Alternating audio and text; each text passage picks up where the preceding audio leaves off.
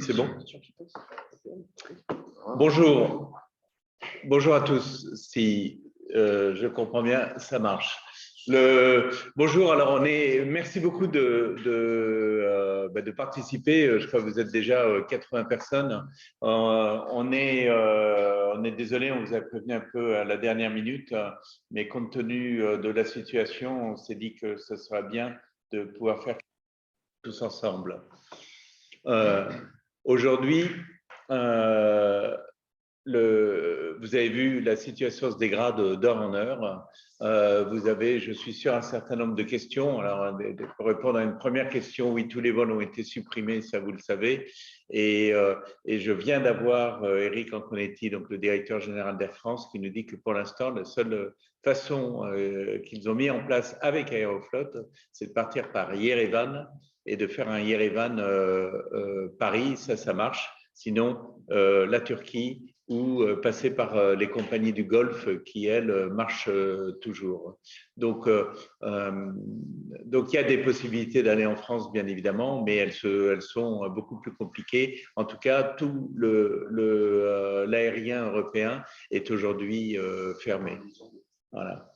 Donc, ça, c'était pour répondre à une question rapide. On n'arrête pas de recevoir des messages dessus. Mais ce que l'on va faire, c'est qu'on va faire tous les jours à 17h30 un Zoom d'une quinzaine de minutes, une trentaine de minutes avec Arnaud Dubien que vous voyez à mes côtés et Igor, donc Arnaud qui dirige l'Observatoire franco-russe et Igor son adjoint, et aussi avec Pavel Chinsky, le directeur général de la Chambre, et on répondra à toutes vos questions. D'abord, on vous fera un point de vue, une première analyse de la situation, que Arnaud et Igor vont faire immédiatement. Et ensuite, on essaiera, dans la mesure de possible, de répondre à vos questions que vous pouvez poser sur le site. L'objectif, c'est de vous garder, bien évidemment, informés.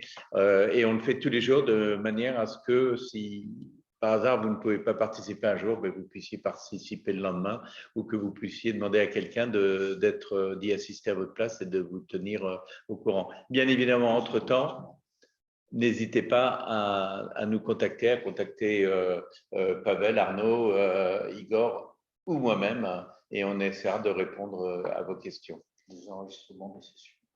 Et nous vous rappelons également que toutes les sessions seront enregistrées. Donc, si vous ne pouvez pas vous connecter à 17h30 heure de Moscou, vous aurez la possibilité de revoir en podcast, comme on dit actuellement, les différentes sessions quotidiennes.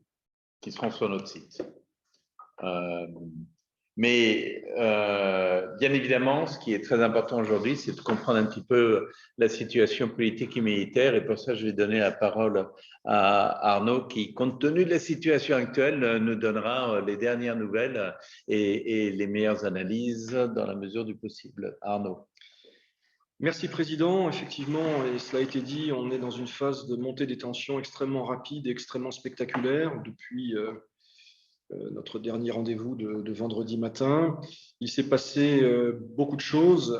La dernière nouvelle la plus stupéfiante, et c'est sans doute son objectif, c'est l'annonce par Vladimir Poutine de la mise en alerte des forces nucléaires russes. Je laisserai Igor parler des aspects militaires stricto sensu. Que doit-on retenir de ces 48 dernières heures? Il y a beaucoup de choses qui seront analysées plus en détail dans les jours qui viennent. Il y a eu d'abord deux annonces de sanctions, deux vagues de sanctions européennes. Une première vendredi soir avec des sanctions sectorielles fortes qui concernent en particulier, mais pas exclusivement, l'aéronautique. Et puis il y a bien d'autres, le spatial, et bien d'autres activités. Elles vont dans l'ensemble plus loin que les Américains.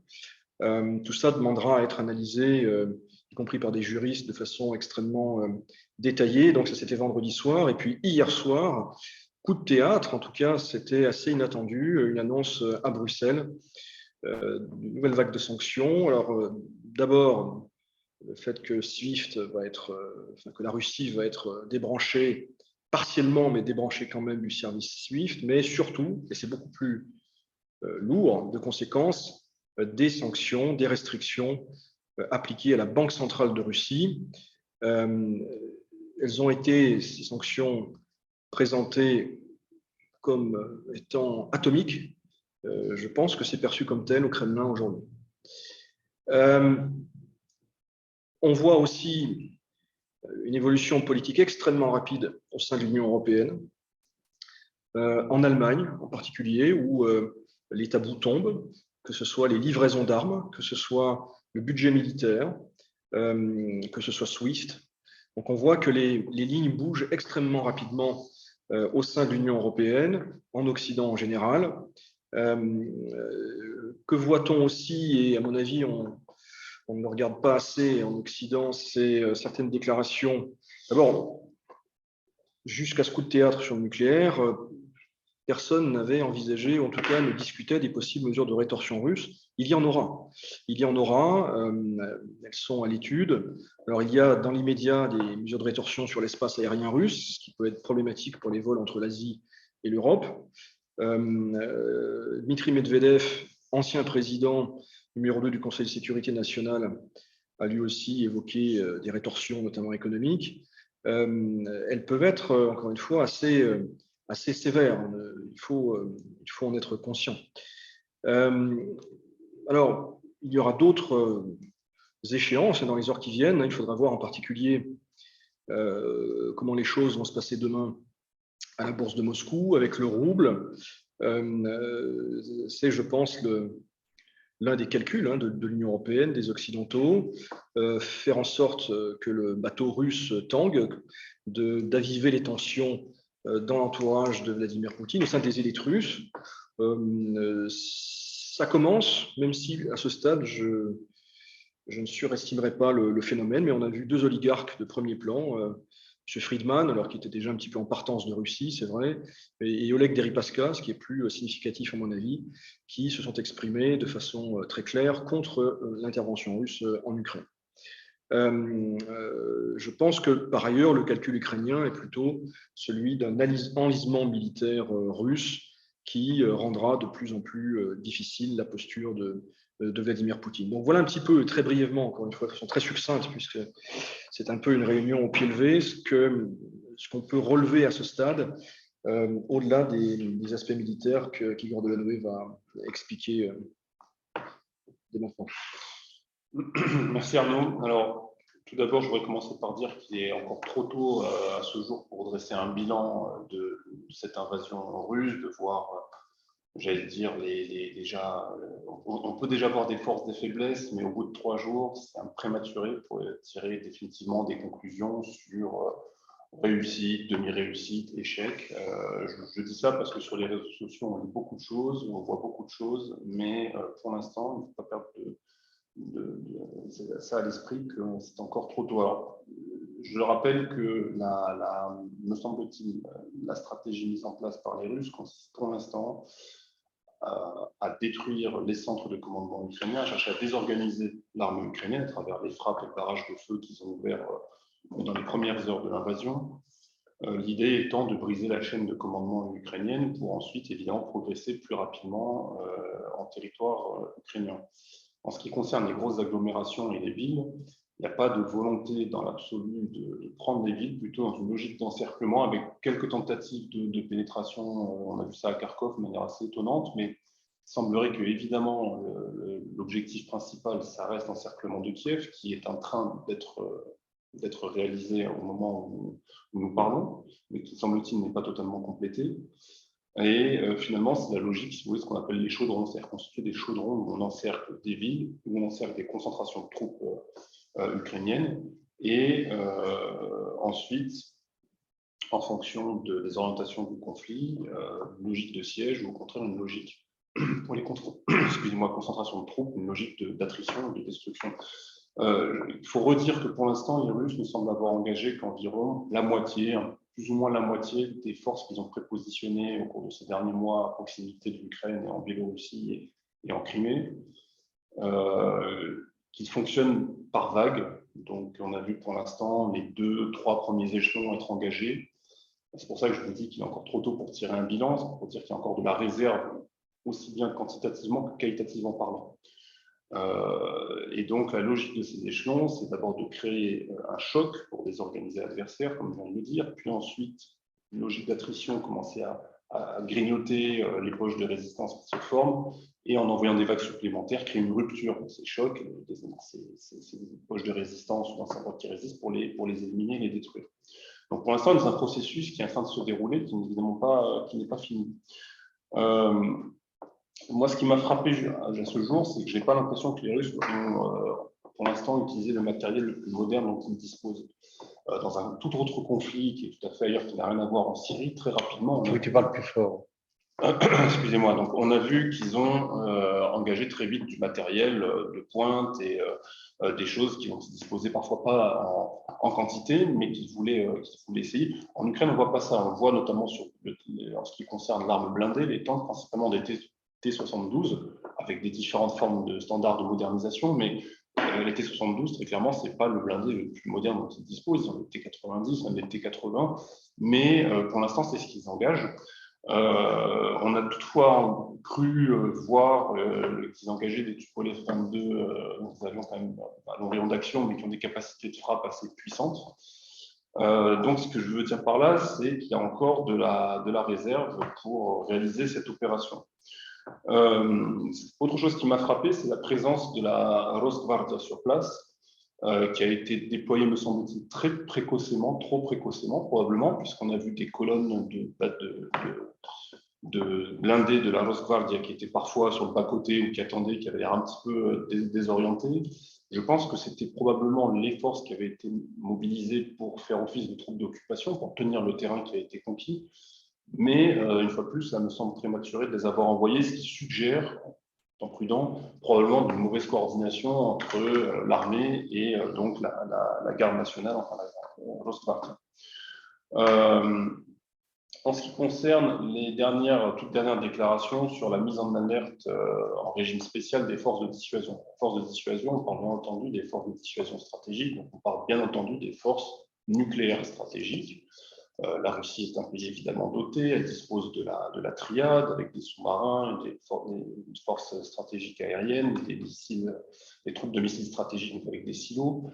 Ce sont des forces qui de toute manière devaient déjà être dans un état d'alerte relativement avancé, puisque je rappelle qu'il y a une dizaine de jours, il y a eu les exercices stratégiques Grom qui se sont déroulés, dans lesquels elles ont été impliquées, à travers notamment la flotte du Nord, mais pas seulement. Il y a également des forces non nucléaires, mais qui demeurent néanmoins stratégiques. Et je pense par exemple à une formation qui est la flotte de la mer Noire, qui dispose d'armes de frappe de précision guidée, donc des missiles de croisière longue portée, qui rentrent dans le cadre de ce que les Russes appellent la dissuasion stratégique non nucléaire. Donc il y a un volet nucléaire, un volet non nucléaire. Vladimir Poutine, en disant on met en état d'alerte stratégique avancé, probablement l'idée c'est de dire que tous les outils désormais sont plus qu'ils ne l'étaient avant mobilisés. Donc concrètement, ça peut être des plateformes équipées de ces missiles non nucléaires, mais néanmoins de précision et de longue portée, qui peuvent être déployés en mer ou qui sont en état d'alerte, donc qui doivent être en mesure de pouvoir utiliser ces armes-là sur une short notice, comme on dit en anglais. Est-ce qu'il dit ça parce qu'il a été comment dirais-je, comme il a dit dans son intervention face à ministre de la Défense Shoigu et au chef d'état-major Gerasimov, en réponse aux gestes inamicaux, comme il le dit, des puissances occidentales, autrement dit des livraisons de matériel militaire que les Occidentaux ont annoncé en faveur des Ukrainiens. Est-ce que c'est cette réponse-là ou est-ce que c'est en amont d'une opération qui va être menée en Ukraine, par exemple la prise de Kiev ou une attaque plus précisément sur Kiev. On ne sait pas, on le saura très précisément, ça peut être les deux d'ailleurs. Mais évidemment, c'est un signe d'escalade, au moins d'escalade pas seulement rhétorique, et qui est vraiment à prendre très au sérieux et qui est très inquiétant pour le reste du conflit. Voilà, je m'arrête là et s'il y a des questions, je serai ravi de les prendre. J'en ai une première, Arnaud, c'est on entend dire, on lit qu'en ce moment, l'Ukraine Zelensky aurait accepté de négocier avec les Russes. Alors, je sais qu'il y a eu un problème d'endroit où on lui a proposé Minsk, qu'il a très justement refusé. Il a proposé Varsovie, que les Russes ont refusé, mais on entend dire que les discussions ont commencé. Alors, où en est-on? Alors, pour autant qu'on puisse le savoir, il y a eu effectivement dès ce matin des informations qui ont circulé par l'entremise de la Biélorussie. Les présidents se sont parlé, Biélorussie, ukrainien, et a été proposé, ou plutôt a été annoncé l'arrivée dans la ville de Gomel, en Biélorussie, donc, d'une délégation russe en vue de négociations avec l'Ukraine. Les Ukrainiens, dans un premier temps, ont refusé de négocier sur le sol biélorusse, Biélorussie étant de fait co-belligérante, puisqu'une partie des troupes russes qui sont entrées en Ukraine l'ont fait depuis la Biélorussie, en particulier celles qui avancent vers Kiev. Il y a eu donc des informations un peu contradictoires. Il semble qu'à cette heure-ci, au moins un vice-ministre ukrainien des Affaires étrangères, mais peut-être accompagné d'autres personnalités, soit en route vers Gomel ou même peut-être arrivé à Gomel en vue de discussions avec la partie russe qui est représentée, c'est un peu surprenant, par M. Medinsky, qui est l'ancien ministre de la Culture, mais il y a aussi un vice-ministre de la Défense, M. Fomin, et Boris Gryzlov, qui est ambassadeur en Biélorussie et qui a longtemps été en charge du groupe de Minsk. Si je peux, alors, comme effectivement l'actualité se déroule pratiquement sous nos yeux, effectivement il y a eu des hésitations, en tout cas des négociations autour de la place sur laquelle on pourrait négocier. Comme l'a rappelé Emmanuel, les Russes disaient Minsk, les Ukrainiens assez logiquement refusé, puis ça a été Gomel, les Ukrainiens refusaient aussi, proposé Varsovie, Budapest, Bakou, Ankara, enfin bref, d'autres endroits. Manifestement, les discussions qui se sont engagées depuis pas longtemps, probablement une heure, pas plus, se déroule à la frontière entre l'Ukraine et la Biélorussie, là qui est matérialisé par une rivière qui s'appelle Pripyat. Apparemment, ils se rencontrent dans cette zone-là. Et ce sont effectivement des envoyés donc, de côté ukrainien. Ce n'est pas à niveau présidentiel ni ministériel, ce sont donc des discussions probablement préliminaires. Je regarde vos questions, excusez-moi, je n'avais pas vu que tu avais fini, Igor. On nous demande, est-ce vrai que Kadyrov a annoncé se retirer d'Ukraine? Non, alors sur la présence, effectivement, ça me permet de compléter ce que j'ai dit. On a signalé la présence de bataillons tchétchènes en Ukraine. Alors pourquoi c'est intéressant du point de vue des Russes de leur opération d'avoir des bataillons tchétchènes? C'est parce que c'est des bataillons très expérimentés, certains ont été déployés en Syrie. D'une part, d'autre part, ce sont des bataillons qui sont particulièrement aguerris pour les combats en milieu urbain. Et évidemment, on comprend que dans ce dramatique, enfin tout ce qui est en train de se passer, qui est absolument dramatique, il pourrait y avoir une dimension de combat urbain. Je parlais de terre de ville qui était encerclée, on parle de Kiev qui est pratiquement encerclé. Évidemment, les Tchétchènes, dans cette logique-là, seront particulièrement utiles et ils seront aussi utiles probablement pour garder le terrain derrière, puisque comme je le rappelle, ils ont été déployés en Syrie dans le cadre de ce qu'on appelle les bérets rouges et ils étaient chargés de patrouiller sur certaines zones, etc., pour observer et garder le terrain. Mais donc pour répondre plus précisément à la question, en tout cas, je n'ai pas vu de choses qui vont dans ce sens-là, du fait qu'il se retire. Au contraire, j'ai cru voir des déclarations de Kadyrov, mais je ne sais pas à quel point elles sont vraies ou elles n'ont pas été surinterprétées, qui demandait d'aller plus vite et plus loin dans l'attaque et l'invasion de l'Ukraine. Puis, il est sur une autre logique. Et on nous pose c'est une question sur la Turquie. Quelle est la position de la Turquie à cette heure? Bon, la Turquie continue de proposer sa médiation, soit à travers la bouche de M. Erdogan, soit à travers la bouche du ministre des Affaires étrangères. Ils l'ont proposé aujourd'hui, ils l'ont proposé hier. Comme je le disais, mardi dernier, quand il n'y avait pas encore d'invasion, j'étais très sceptique sur la place que la Turquie pouvait tenir en tant que médiateur. Aujourd'hui, je suis un peu moins, mais disons qu'il faudra voir ce qui va se passer dans les discussions qui sont actuellement entreprises du côté de la frontière ukraino-biélorusse. Mais la Turquie, pour l'instant, a annoncé qu'elle appliquerait probablement certaines restrictions. Par contre, il y a des informations hier qui circulaient, selon lesquelles les Turcs pourraient fermer les détroits Bosphore et Dardanelles pour les navires de guerre russes. C'est ce qu'a demandé en tout cas le président Zelensky. Et ce à quoi la Turquie, jusqu'à présent, s'est refusée. Donc, je rappelle que là, il y a un cadre qui existe. Hein, c'est pas, la Turquie est souveraine sur les détroits turcs. C'est-à-dire qu'en vertu de la Convention de Montreux de 1936, elle a la souveraineté sur les détroits, Bosphore et Dardanelles, hein, qui relient donc la mer Noire à la mer Méditerranée, située, et qu'elle ne peut les fermer à la navigation de manière sélective que si elle se sent menacée ou si elle est en état de guerre. Et à ce moment-là, elle a, pour les bâtiments de guerre, elle a un droit discrétionnaire, elle peut choisir qui elle laisse passer, qui elle ne laisse pas passer. Donc pour l'instant, les Turcs ne le font pas parce qu'ils n'estiment pas visiblement que leurs intérêts vitaux ou que leur sécurité est menacée par les événements qui se passent en Ukraine. Je voudrais peut-être ajouter un mot. J'ai l'impression, mais je suis prudent, que les Russes ne sont pas très désireux de médiation extérieure. On a appris que les Suisses se préparaient à Genève. On a entendu le Premier ministre israélien offrir également ses services pour une rencontre à Jérusalem, dit-on. Évidemment, la portée symbolique serait très, très forte. Mais j'ai l'impression qu'à ce stade, en tout cas, les Russes veulent éviter les intermédiaires autres que biélorusses, qui sont des intermédiaires très particuliers. Et l'Azerbaïdjan, l'Arménie, l'Ouzbékistan? Je dirais, prendre une métaphore qui ne font pas la maille. Ils ne font pas la maille.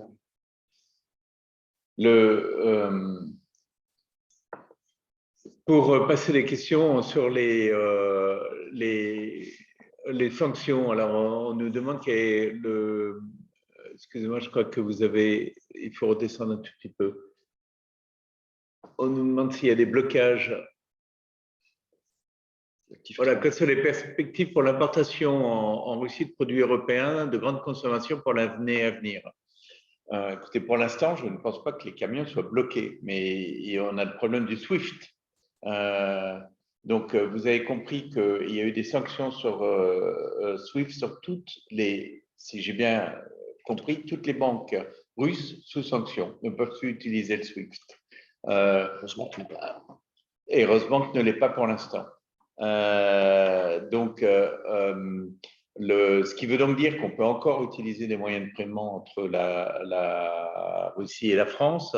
Y aura-t-il un contrôle d'échange? Je n'en sais rien, mais il est possible qu'il y ait un contrôle d'échange.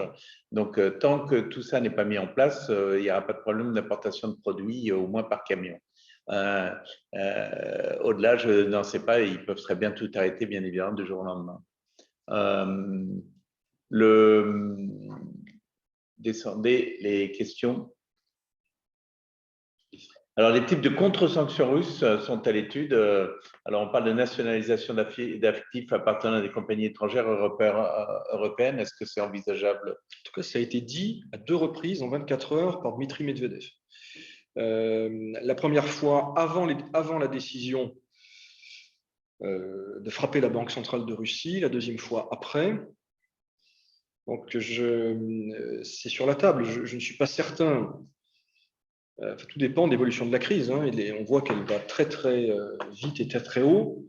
Il est évident que si, espérons-le, les discussions s'engagent et surtout un compromis est trouvé en Ukraine, on peut penser qu'une partie de tout cela va être démontée. Enfin, en tout cas, ça fera partie des négociations aussi. Donc, pour l'instant, la Russie n'a pas annoncé de contre-sanctions autres que la fermeture en retour de son espace aérien aux avions des pays qui avaient pris cette mesure à l'encontre d'Aeroflot. Mais il fait peu de doute, en ce qui me concerne, qu'il y aura des annonces peut-être demain ou après-demain, à moins que l'annonce, finalement, Vladimir Poutine ait envie d'aller vite, encore une fois. Et cette annonce sur le nucléaire, c'est aussi sans doute pour griller les étapes peut-être des contre-sanctions ou il s'agit, à mon avis, de frapper fort, ou en tout cas, comment dire, d'impressionner peut-être d'ailleurs aussi les opinions publiques occidentales et les contre-sanctions ou les négociations sur les levées de sanctions qui ont été appliquées ces derniers jours viendront après. Mais en tout cas, c'est sur la table. Medvedev en a parlé et on sait que de toute façon, dès que des sanctions occidentales sont adoptées, depuis 2014 en tout cas, des mesures de rétorsion russes sont prises, généralement asymétriques, étant entendu que la Russie n'a évidemment pas les mêmes leviers que les Occidentaux, notamment dans le domaine financier. On me demande quel compromis peut-on réellement espérer entre l'Ukraine et la Russie, d'autant qu'à l'évidence, la campagne militaire ne semble pas très bien coordonnée. Pour le Samson, ne pensez-vous pas que le fossé est irrémédiable désormais? Mais quel type de compromis peut-on avoir, type de compromis politique? Bon, une fois encore, la campagne militaire, au bout de 3 jours, comme j'ai dit tout à l'heure, j'espère avoir démontré, on peut difficilement faire un bilan global. Maintenant, comme type de compromis, clairement, Zelensky, quand on regarde ses dernières déclarations, et il en fait régulièrement et il communique beaucoup sur les réseaux sociaux, contrairement à son homologue russe, on voit que lui, il ne veut pas aller vers une reddition, une capitulation pure et simple. D'ailleurs, quand il parlait hier, avant-hier, avec les Russes, dans une logique de trouver un terrain d'entente pour arriver à une discussion, il disait, si je discute aujourd'hui, c'est une capitulation, c'est une simple reddition, donc dans ces conditions-là, je ne peux pas aller discuter avec les Russes. Ayant dit cela, dès le départ, assez rapidement, il a tout de suite accédé à une demande très importante des Russes, qui était de dire, je suis d'accord pour discuter du statut de neutralité de l'Ukraine, ce qui est quand même une des demandes essentielles formulées par les Russes depuis très longtemps, mais disons formellement depuis décembre dernier, pour ne pas remonter plus loin dans le temps. Visiblement, là-dessus, il est déjà ouvert aux discussions. Donc, neutralité, ça voudrait dire qu'il n'y aura pas de troupes étrangères, donc pas de troupes de l'OTAN, étant donné que les Russes probablement devraient, pour rendre l'appareil, évacuer non seulement leurs troupes, mais il faudra voir ce qui peut advenir ensuite des territoires séparatistes qu'ils ont reconnus, à mon avis, qui auront vocation à rester tels quels, hein, et probablement avec une présence militaire russe. Mais en réalité, il y a un terrain pour la discussion, déjà. Et reste après à savoir comment ils arrivent à articuler tout cela avec les autres demandes que les Russes ont pu formuler sur les aspects dénazification. On a l'impression que les Russes veulent composer eux-mêmes le futur gouvernement de l'Ukraine, en tout cas avoir un droit de regard sur les portefeuilles, qui fera quoi à la Rada, etc. Évidemment, voilà, ça paraît quand même assez compliqué, mais il y a en tout cas une volonté de discuter manifestement de part et d'autre. Et quelle est votre estimation de l'importance du mouvement anti-guerre en Russie? Pourrait-il avoir une influence sur le comportement de l'État russe? Ça fait partie des inconnus et des points très importants à suivre. On le mentionnait dans nos précédentes interventions. Comment la société russe dans son ensemble va-t-elle réagir? Je ne perçois aucun enthousiasme, au-delà peut-être du noyau dur, un peu radicalisé, partisan de Vladimir Poutine, mais le sentiment qui aujourd'hui me paraît dominer dans la société, encore 72 heures après le début des opérations, c'est la sidération, l'incrédulité, l'inquiétude maintenant qui monte et qui risque de se renforcer demain à l'heure où vont ouvrir les bureaux de change et les bureaux de banque. Il y a du flottement, ça c'est certain. Est-ce que ça va se transformer en autre chose? C'est difficile à dire, mais il est clair que l'armée russe, dans une attitude de dénégation de pertes, absolument pas crédible, alors même que les Ukrainiens communiquent là-dessus, montrent des prisonniers russes, des corps de soldats russes. Donc, évidemment, chaque jour qui passe apporte évidemment son lot de destruction et de victimes. Et plus le temps passe, plus ce sera lourd à assumer politiquement. C'est certain. Est-on proche de la Troisième Guerre mondiale? Disons, d'abord oui, espérons que non. Mais les comparaisons qui avaient fleuri ces dernières semaines et qui faisaient généralement hausser les épaules des spécialistes, comparaison avec la crise de Cuba, elles ne sont pas forcément aberrantes, évidemment, dans un contexte différent, avec une des acteurs différents. Mais on voit bien en tout cas que pour la Russie, encore une fois, quel que soit l'avis qu'on peut avoir sur ce qui se passe, les enjeux sont extrêmement élevés pour la Russie, pour son président. Donc le président Poutine a fait un choix extrêmement risqué, au-delà encore une fois de toute considération morale, extrêmement risqué politiquement, et il va bien falloir trouver une sortie pour tout le monde, et une sortie qui permette aux uns aux autres de sauver la face, comme ça avait été le cas d'ailleurs en 1962 lors de la crise de Cuba. Et qui sont les conseillers de Zelensky? Pourrait-il être remplacé ou renversé par un autre Ukrainien? Difficile avec l'autorité. Alors, renversé par qui? Tout dépend. Par qui? Est-ce que la question, c'est est-ce que les Russes ont envie de procéder à un changement de régime? On en avait parlé vendredi. Mais là, on parle des Ukrainiens. Des Ukrainiens eux-mêmes. Ouais, des Ukrainiens eux-mêmes. Écoute, à ce stade, non, parce que le président Zelensky, me semble-t-il, se révèle dans cette crise, dans ce conflit, dans cette guerre. Il fait preuve d'un très grand courage, d'une très grande dignité. Alors, il pourrait peut-être avoir des problèmes s'il capitulait, ça c'est certain. Mais j'ai plutôt l'impression que la population ukrainienne se soude très logiquement autour d'un leader qui fait ses preuves dans une immense épreuve. Mais ça, c'est la population. Mais est-ce qu'il ne pourrait pas y avoir un noyau dur en Ukraine qui le supprime? On vous suggère Medvedchuk sur le fil de questions. Interrogation. Medvedchuk pour interrogation. Oui, mais ça impliquerait que l'appareil de sécurité ukrainien soit infiltré par les Russes, ou qu'il y ait des factions au SBU, au sein de l'armée, qui soient dans une autre logique politique. Je ne vois pas ça. J'ai l'impression que... alors, il peut y avoir des difficultés dans la chaîne de commandement si jamais le travail de désorganisation opéré par les Russes aboutissait, mais encore une fois, une révolution de palais à Kiev, ça me paraît impossible, tout simplement parce que le président a été d'une part très bien élu, même si aujourd'hui il est moins populaire, mais ceci dit, je pense que sa popularité croît de minute en minute au vu de son comportement et de ce qui se passe sur le terrain. Donc ça paraît improbable, et j'irai plus loin, je dirais que la probabilité d'installer, les Russes peuvent essayer, mais que puisse se maintenir un gouvernement fantoche me paraît extrêmement faible également.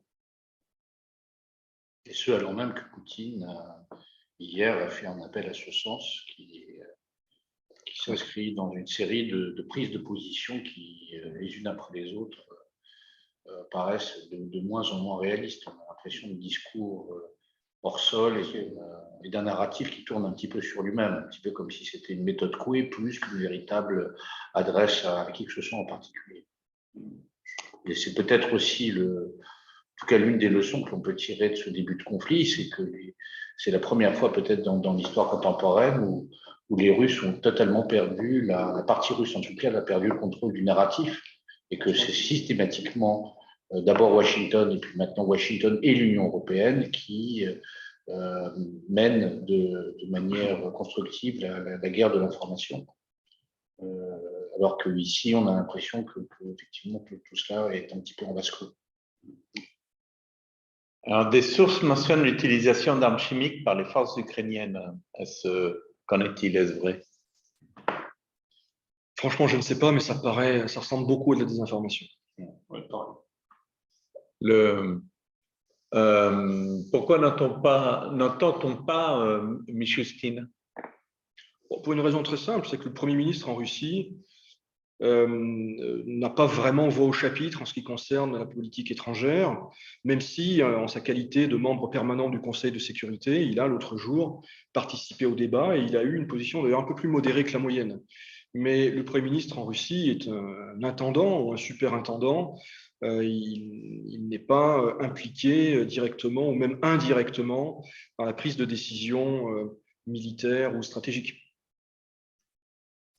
On va changer un petit peu de sujet. On pourra toujours revenir si vous avez des questions un peu politiques, mais là, sur la communauté française.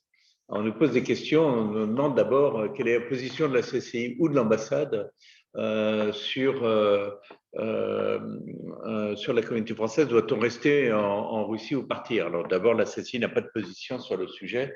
on attendra bien évidemment les instructions de l'ambassade de France. Que vous sachiez, nous sommes quotidiennement en communication avec l'ambassade de France. J'ai déjà échangé 4 fois aujourd'hui avec l'ambassadeur.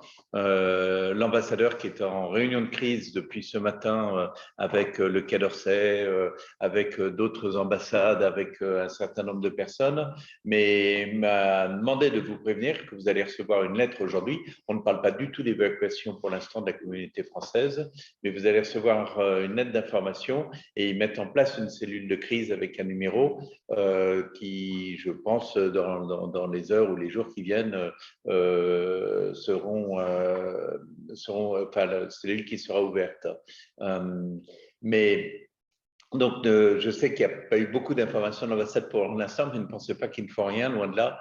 Ils continuent à travailler. Et si jamais il y avait on devait être évacué, on a été déjà prévenu depuis longtemps. Vous connaissez le système d'îlotiers. Ils sont tous en alerte. Et donc, il n'y a pas de problème de ce côté-là. Enfin, on va être en communication avec lui. L'ambassadeur, j'ai proposé à l'ambassadeur, bien évidemment, qu'il puisse parler auprès de la communauté d'affaires française et de la communauté française plus largement, et il le fera en temps voulu. C'est à sa disposition, mais il vous parlera. Mais entre-temps, vous allez recevoir des nouvelles de lui par écrit, et la cellule de crise sera ouverte. Alors, pour en revenir aux avions, puisqu'on a des questions dessus, donc Air France a bien annulé tous ses vols. Il n'y a plus de vols possibles par l'Union européenne. C'est terminé. Tout le territoire européen est fermé au vol Aéroflot et la réciprocité a été évidente. Donc, les compagnies aériennes européennes ne peuvent plus venir en Russie. Donc, il y a des trains par Helsinki. J'entends parler de Riga. Air France, je vous rappelle ce que je vous ai dit en début de session, mais tout le monde n'était pas là. Air France, pour l'instant, met en place un système avec Aeroflot par Yerevan. Celui-ci marche toujours. Donc, c'est un petit peu plus long, bien évidemment, hein, Moscou, Yerevan, Paris. Et il y a les compagnies du Golfe par lesquelles ça marche. Et Turkish Airlines aussi, pour l'instant, apparemment, il semblerait que Turkish Airlines marche toujours. Donc, il y a toujours possibilité de partir. Alors, j'avais des amis qui étaient là, qui devaient partir demain et qui me disent avoir trouvé un vol par le Maroc. Donc, vous voyez, il y a toujours des possibilités. Voilà. Voilà. Mais c'est une information qui évolue, j'allais dire, de jour en jour, mais en fait d'heure en heure. Et bien malin serait celui qui serait capable de nous dire ce qu'il en sera demain matin, a fortiori à la même heure. Mais encore une fois, donc, on va faire un point quotidien en mettant un accent particulier sur les questions logistiques en coordination avec l'ambassade de France pour le bien-être de notre communauté sur place. Alors, d'autres pays ont-ils ordonné l'évacuation de leurs ressortissants? Pas à ma connaissance. Je ne sais pas si vous avez entendu quoi que ce soit, mais à ma connaissance, aucun pays n'a demandé l'évacuation de leurs ressortissants, ni même les États-Unis, qui sont généralement les plus prudents en la matière. Donc, pour l'instant, non, mais bien évidemment, tout peut changer d'heure en heure, mais vous serez prévenu rapidement. Et là aussi, on pourra vous donner des informations fiables et précises, puisque nous avons également un réseau de communication avec nos homologues de l'ensemble des autres chambres de commerce représentant des communautés d'affaires étrangères, américaines, européennes, allemandes, italiennes, finlandaises, japonaises, etc. Donc là-dessus également, on pourra vous donner rapidement des informations de ce qui se passe du côté de nos amis. Romain, je ne comprends pas votre question. Je ne comprends pas si on vous a volé votre argent sur votre compte bancaire ou si vous avez enlevé l'argent de votre compte bancaire. Donc, il faut que vous précisiez un petit peu votre volé. Alors, vous dites oui, volé. Alors, écoutez, non, je ne sais pas. Je n'ai pas encore entendu dire ça. Je ne pense pas, Romain, que ce soit une sanction d'État russe contre vous. En tout cas, je ne l'espère pas. Non, ça ne serait pas ça. Ça serait une cyberattaque. Alors, il y a une question sur les cyberattaques. Est-ce que la Russie, pour se protéger, pourrait être amenée dans un futur proche à temporairement couper les liaisons Internet avec les autres pays? Tout est possible, non? Tout est possible. Il ne faut pas négliger ce risque-là parce que il y a des choses qui doivent vous mettre la puce à l'oreille. Il y a eu des exercices. Des exercices il y a, ces derniers mois d'un Internet russe qui serait coupé du monde extérieur. Donc, en tout cas, les Russes se sont préparés à ce type de scénario. Romain, dans quelle banque étiez-vous, nous demande-t-on. Donc, si vous pouvez répondre. La Rosebank. Alors là, c'est intéressant. On va tous regarder nos comptes sur la Rosebank, mais on va demander, à la Rosebank de faire un point de toute façon sur la situation assez rapidement. Donc, on vous tiendra au courant. Le directeur général de la Rosebank, M. Poliakov, est membre du conseil d'administration de la Chambre. On pourra lui poser la question directement. Puis sur les aspects virements, je pense aussi qu'il y aura beaucoup de questions qui vont apparaître dans les prochains jours. Et on vous tiendra au courant sur les aspects virements.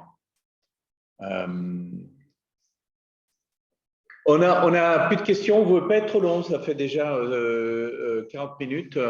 Donc, ce que je vous disais, l'objectif, c'est de vous tenir au courant tous les jours de ce que se passe. Merci à vous, merci d'avoir participé. Et tous les jours à 17h30, nous ferons un Zoom. On sera soit tous les 4, soit il y aura au moins 2 personnes et au maximum 4. Mais tenez bon, vous savez, dans ces cas-là, il faut que nous soyons unis et restons unis surtout. N'hésitez pas à nous faire remonter des informations si vous en avez. Et demain, c'est la même ligne. Oui, on me pose une question. Vous gardez surtout ce lien ad vitam aeternam. En tout cas, dans les jours qui viennent. Dans les jours qui viennnes. Mais ce sera effectivement, voilà, je me fais rappeler à l'ordre par mes troupes. Mais non, gardez le lien, c'est celui qu'on va utiliser tous les jours. Voilà. Merci beaucoup et bonsoir. Au revoir. Au revoir. Au revoir. Au revoir.